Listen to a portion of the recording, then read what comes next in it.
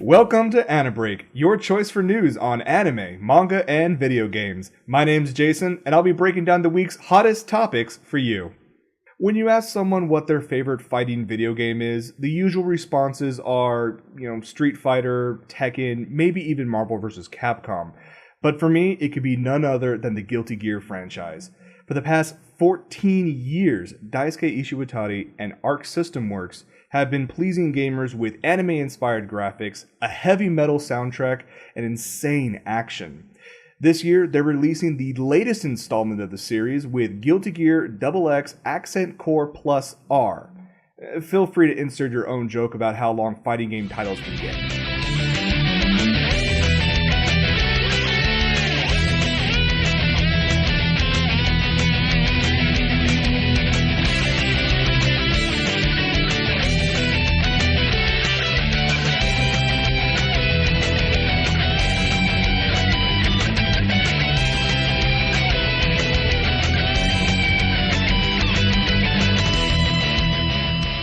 For this round, you'll have over 25 characters to choose from, including some of my favorites like Dizzy, Mei, and Slayer.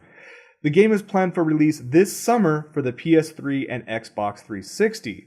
Those of you in Japan are very lucky because next week you can actually attend a preview event and check out the game before its release.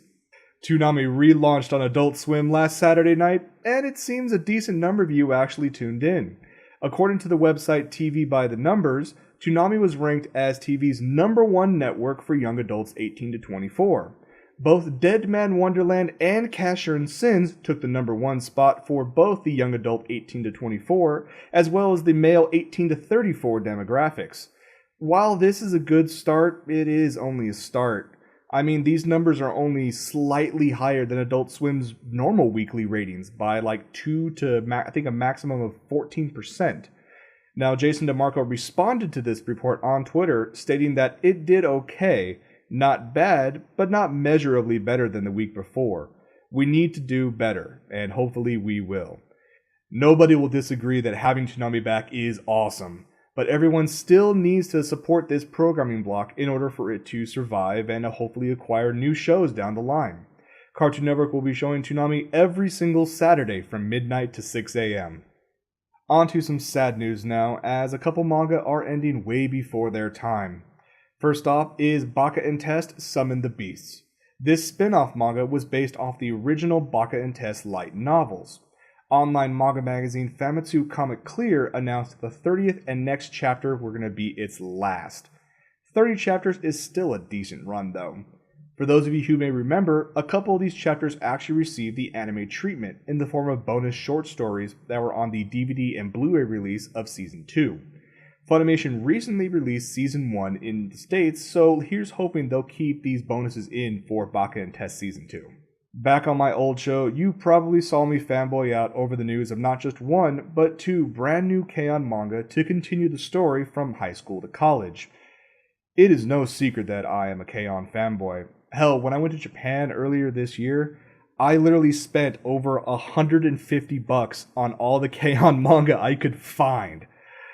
But alas, the announcement came out earlier last month that both mangas are coming to a close, with the college manga ending June 9th and the high school manga ending June 28th.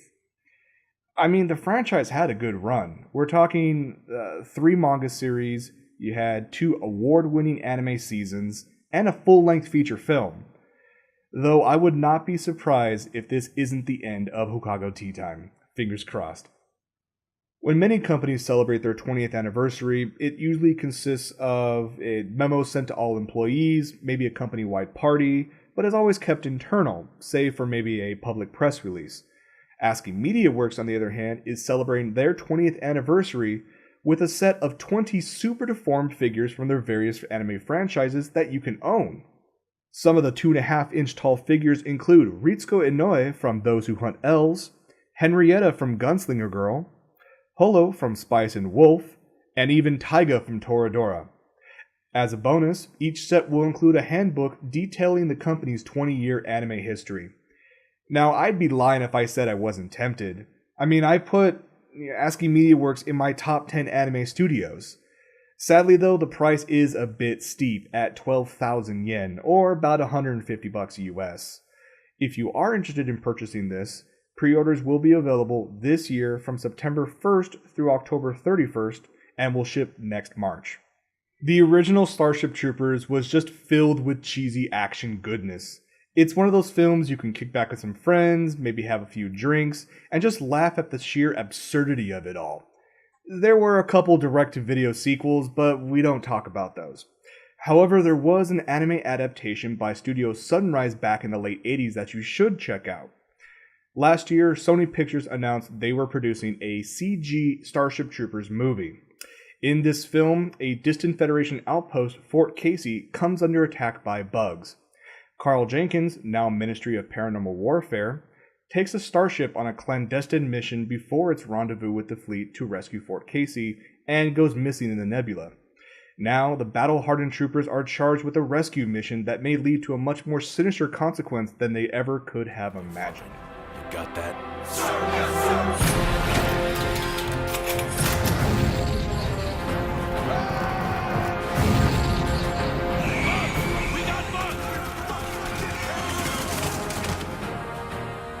Spaceborne Command, prepare and drop.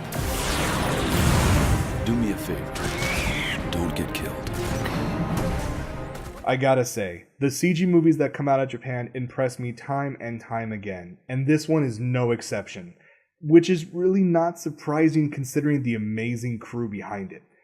First off, you have the anime legend Shinji Aramaki directing the feature film, and he also designed the power suits. Flint Dill is a former story editor of the Transformers and G.I. Joe cartoon series of the 1980s. He's handling the screenplay. And to top it off, the original Starship Troopers screenwriter Edward Newman and lead actor Casper Van Dien are on board as executive producers. We're talking win on top of win on top of freaking win. This action-packed thrill ride is scheduled for release this summer. Here's some additional news bites. Aniplex USA confirmed at their Fanime panel this past weekend that they will release Bakemonogatari only on Blu-ray this fall in the States. The box set will not be an import of the Japanese set, but it will instead be produced in-house. There are currently no plans to include an English dub. If you have been enjoying Moretsu Uchi Kazoku, or Bodacious Space Pirates on Crunchyroll or the Anime Network, you'll be glad to hear that a manga adaptation of the miniskirt Uchu Kaizoku space adventure novels is launching next week. And ad agency Dentsu has acquired the rights to a live-action adaptation of the Marduk Scramble novels.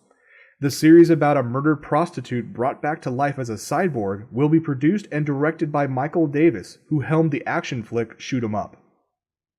Think I missed some big story? Or have a topic suggestion for a future episode?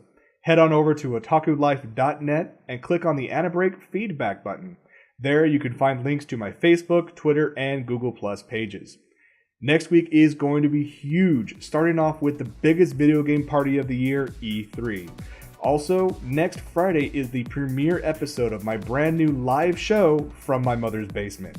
You can catch additional details on the website. Well, that's it for this episode of AniBreak. I'm Jason, and I'll see you next week.